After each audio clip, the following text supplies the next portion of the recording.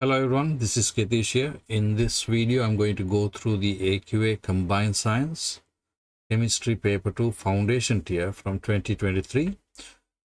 Before I start question number 1, I made a mistake in that video. The question number 1 was actually not on the chemistry of the atmosphere and using resources topic. It was on organic chemistry. This question is on the topic of chemistry of the atmosphere and using resources. The Earth's atmosphere is always changing. Gases in the Earth's early atmosphere caused changes on the Earth. Draw one line. So for 2 marks, they're asking you to draw one line from each change to the gas that caused the change. So what was the changes? So you got oceans were formed and the sedimentary rocks formed. And what are the gases that is responsible? The oceans were formed. Well, oceans are made up of water, so the gas would be water vapor. And sedimentary rocks are basically made of calcium carbonate,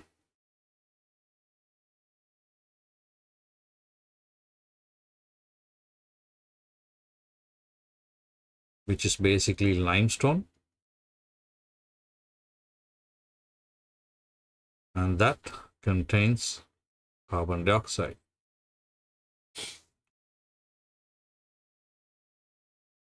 Table 2.1 shows the percentage of some gases in the atmospheres of Earth and Mars today. You can see 4 gases: argon, carbon dioxide, nitrogen, and oxygen.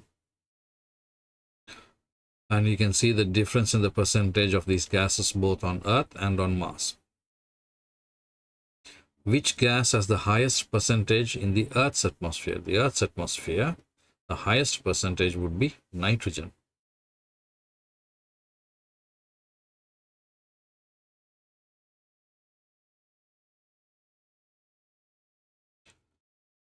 And calculate how many times more carbon dioxide there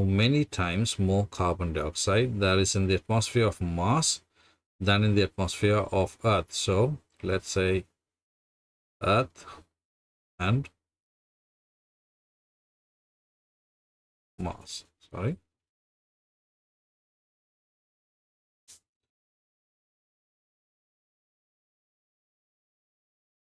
So what is the percentage in Earth and in Mars? We are looking for carbon dioxide. So carbon dioxide, so you can see 0.04 and 95%. So 0.04 and 95%. So how many times more carbon dioxide is there in the atmosphere of Mars than on Earth? So if I divide 95 by 0.04, I would get 2,375 times. Now they want the answer in standard form, which means that gives you 1 mark. So how do you write 2,375? Well, the decimal place is over here at the moment. So you'd move it back 3 times. So that gives you 2.375. And you move the decimal place 3 times. So it's 10 to the power 3. So 2.375 times 10 to the power 3. Carbon dioxide is a greenhouse gas. Figure 1 shows the concentration of carbon dioxide in the Earth's atmosphere from 1960 to 2020.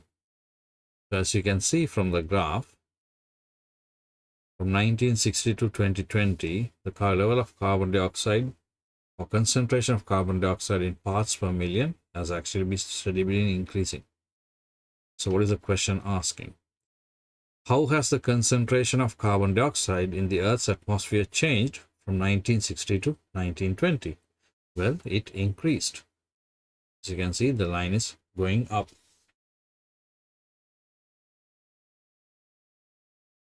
Cars emit carbon dioxide.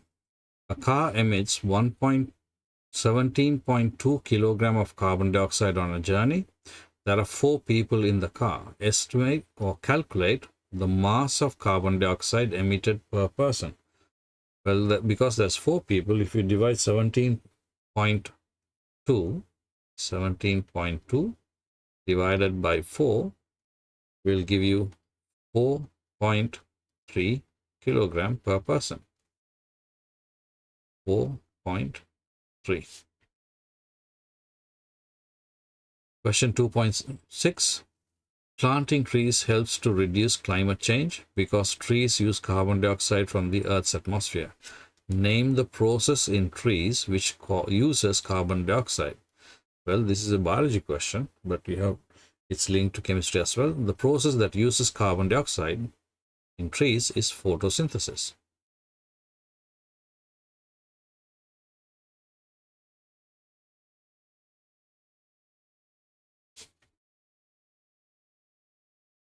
(2.7) Figure 2 shows the annual change in rainforest in 4 different parts of the world. So, forest area. So, they're talking about rain. Annual change in forest area in 4 different parts of the world. So, Africa, the amount of forest is actually increased by 4 units. Asia, it's actually gone down. So, this is increased by 4 units. This has gone down by -1. Europe is actually increased by that would be 0.8. So 0.7. South America is actually gone down by -4.3 arbitrary units. Give 2 conclusions about the annual change in rainforest. So you could actually write down any of these points, what I've just stated here. So we could say it, when I'm saying it, I'm talking about the annual change in rainforest area. It increased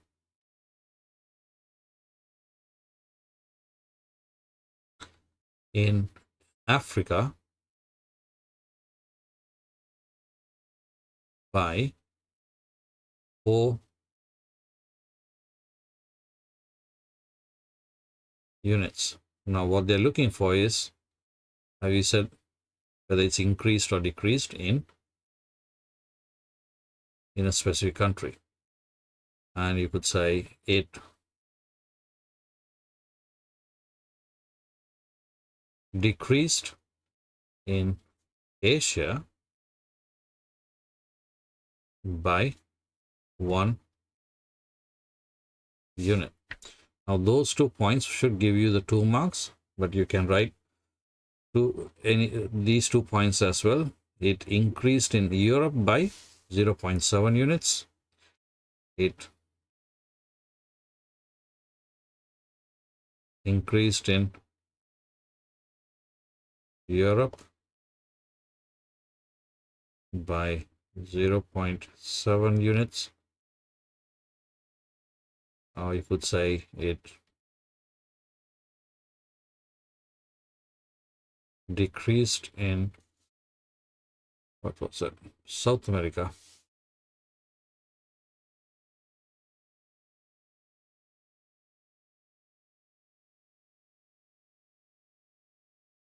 by, now you don't really have to refer to the units. I'm just doing this bit just to show the difference. So these numbers that I've actually written down, you don't really have to do that. What they're looking for is, have you come to a conclusion? And you can, or you could actually describe, well, it increased in Africa and Europe, would give you 1 mark. And if you say it decreased in Asia and South America, would also give you another mark. Next question. Methane is a greenhouse gas. Figure 3 shows sources of methane emissions.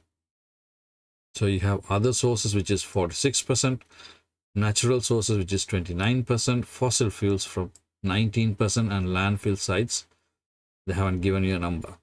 Determine the percentage of methane emissions from landfills. So you'll have to work out this now. Remember, in a chart like this, which is a pie chart, it should add up to 100%. So if I add up these three numbers, 46 plus 29 plus 19, I add all three of them up. 9 plus 9 is 18, plus 6 is 24, 6, 8, 9, that's 94% in total. So in order to work out the rest of it, I just need to take 94 from 100%. And that gives me 6%.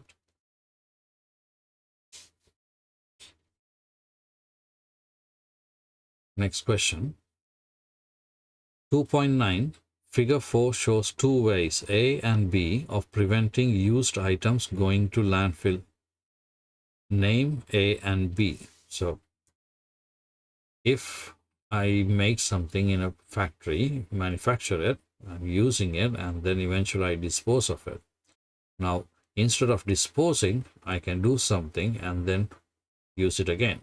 This bit would most definitely be reuse. Well, when it's disposed, what happens if I actually go back and make it again?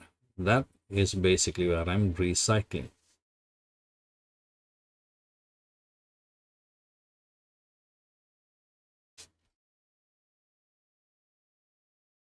That brings us to the end of question number 2, and I will see you in question number 3.